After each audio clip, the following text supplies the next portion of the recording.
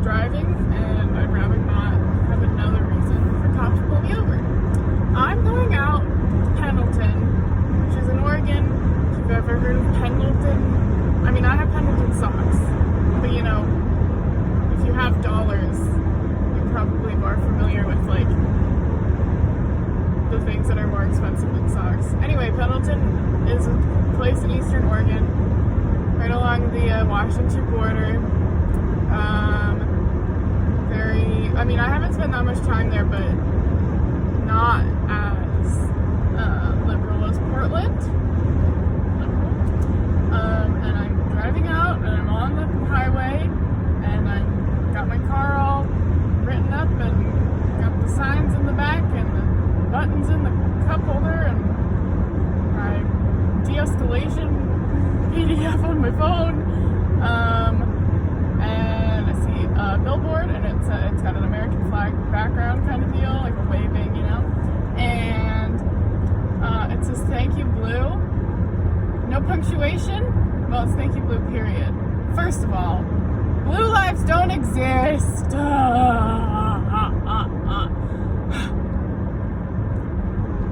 Police officers choose to have a job where they put their lives on the line. That is a choice, and they are making it, and they are consenting to risking their lives. People who happen to have more melanin than other people on their skin, one, that's not a job, it's not a choice, and it shouldn't be something that they should feel like if they had the choice, they wouldn't choose it. So, that's a thing. Also, just by having melanin in your skin doesn't mean you're consenting to being target practice for other people who have a job where they're supposed to be protecting people. I have lots of feelings, and I'm not great at articulating them, but what I can say is they didn't use a comma. They didn't even have proper punctuation. Their grammar was wrong. Their message is wrong. Yes, police officers sometimes do good things. I don't think that we shouldn't have police officers. I don't think that we can have police officers the way that we have them now. I think we have to like completely redo the whole system. But I don't think that we should live in a land where there are no, keepers of the peace. Keepers of the peace, not promoters of the violence. They're not vigilantes. They're not judges. They don't get to execute justice.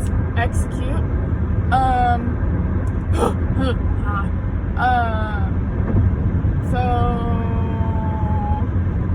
all in all, I'm wearing my black turtleneck. I'm wearing my tactile neck for any of you funny people out there who know what's right in the world. I got the tactile neck. I've got my big black boots on. They're not that big, but they are black and they're boots. And I got my pants on. I was gonna wear shorts, and then I said, hey, maybe I shouldn't have any unnecessarily exposed body parts that could potentially get hit with things that might hurt and cause damage, This is where we're at. I helped with a caravan yesterday, and there was stuff that we weren't prepared for and hadn't experienced before, and kind of opened my eyes to, not open my eyes. I knew that this stuff happens, but it's just another, check in the box, tick on the list or whatever. I don't know. Give me a metaphor and I'll use it. What? Is that a metaphor? Saying? I don't know. Anyway, there are people in the world, in your neighborhood, in your family probably, who need you to talk to them and need to talk to you. And we all need to be talking to each other and understanding and approaching it with kindness to the point of safety. And then if there is an unsafe situation, whether it's threat of physical violence, emotional violence, like endangerment of the future, I think that's a time where kindness can be put aside after, you do your best for a little bit. But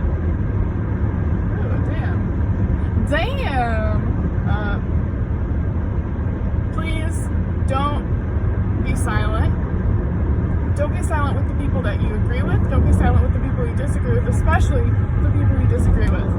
There are people who honestly, there's lots of different kinds of people, but there are people who honestly misunderstand things or believe complete lies and have no reason to second guess them, to think critically about them, because they don't. And so your job as a human being with a brain is to challenge beliefs, even ones that you agree with. I mean, the most persuasive way, I think, to talk to people is to speak from your own heart, soul, brain, gut, whatever. Speak for yourself and be completely honest about why specifically you believe what you believe. If I go around, I've heard this multiple times in the caravan, because I have my windows down and I'll hear people walking by, and they're like, Black Lives Matter, well then where are all the black people?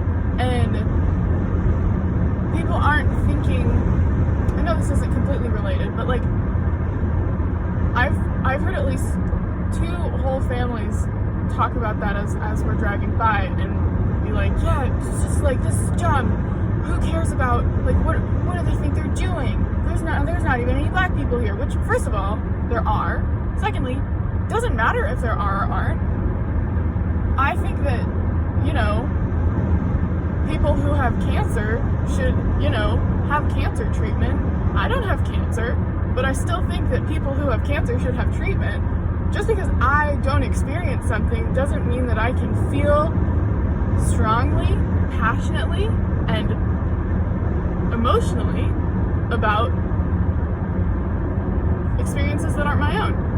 Is it my place to take the microphone and say, I am the voice on this and I'm going to tell you what's going on and I'm going to be the face of it and explain everything? No, it is not my place to take over the conversation, but it is my place to show my support and to communicate and use my privilege. I literally white, blonde, and blue eyes. Like, if I tone down if I hide my buttons for a bit and, don't drive this car, I can sneak in to some pretty sketchy communities. Not sketchy I'm talking sketchy ideologically. I don't care about that. I'll go into any kind of community, but I'm talking specifically about the beliefs and the morals. I, and many people, have the privilege of seeming like maybe they would agree with certain things. Therefore, thereby, I'm using my big words, thereby gaining the trust of these people, and then being able to kind of create a relationship where then you can say, hey, we know each other. And actually, in nicer words, this is super messed up and wrong and evil. And this is why, in a fact-based or emotion-based or whatever way you feel fits the situation-based method, and you can speak to people that way. There are, even just in my family, I don't have a big family. I don't have any siblings. My mom doesn't have any siblings. My dad doesn't have any. He has a sister, but she doesn't have any kids. I don't have any cousins. I talk to my dad, my mom, and my grandma. And the rest of them are all supposedly hella conservative Fox News silly people. But they're actually, as, Corona has forced people to, restart relationships, because what else are you going to do? I've been talking to family members. There are actually people in my family who don't believe all of the nonsense that others in my family do believe, but they're too afraid. They're like, well, I don't want to hurt anybody's feelings, so I'm not gonna engage. I'm not gonna engage, and it'll be okay because I'm not participating. And no.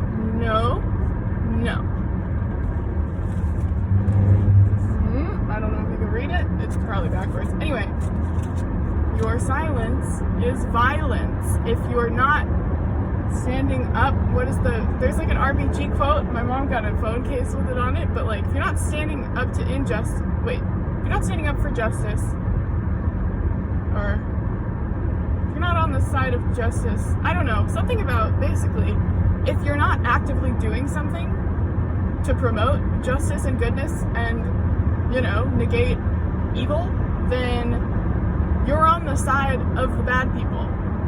You are promoting evil if you're not promoting justice.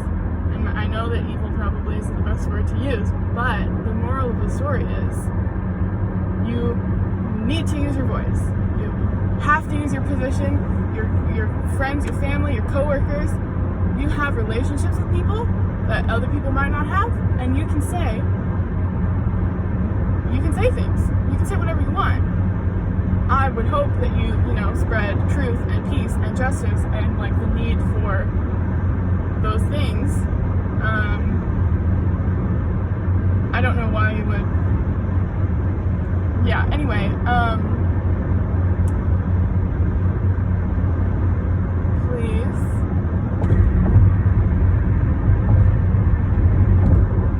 Help. Please help. Please help get people engaged, have conversations. We can't ignore what's happening. If you ignore it, you're promoting it, you're continuing it, you're adding to all the badness. And I'm not trying to guilt anybody, although this is gonna be shaky. I'm not trying to guilt anybody, but if you're not doing these things, I think my intentions are not to make you feel guilty. But if you're not trying to do these things and you don't feel guilty, I'm confused. So, hit me up if you have an explanation for that. No idea if the audio / I didn't realize how shaky it is. It's connected to my vent on the car as I'm going 90 miles an hour on old highways. So that was a lot after just wanting to complain about poor grammar.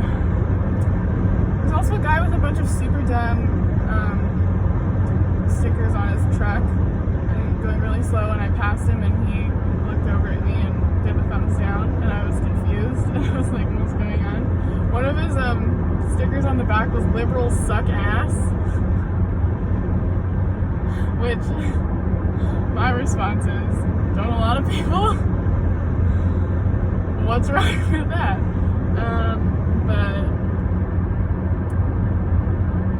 he looked like an evil version of Larry the Cable Guy. If that can place you in any way. Alright, that's all I have to say. It's been 13 minutes. Jesus Christ. Okay, bye.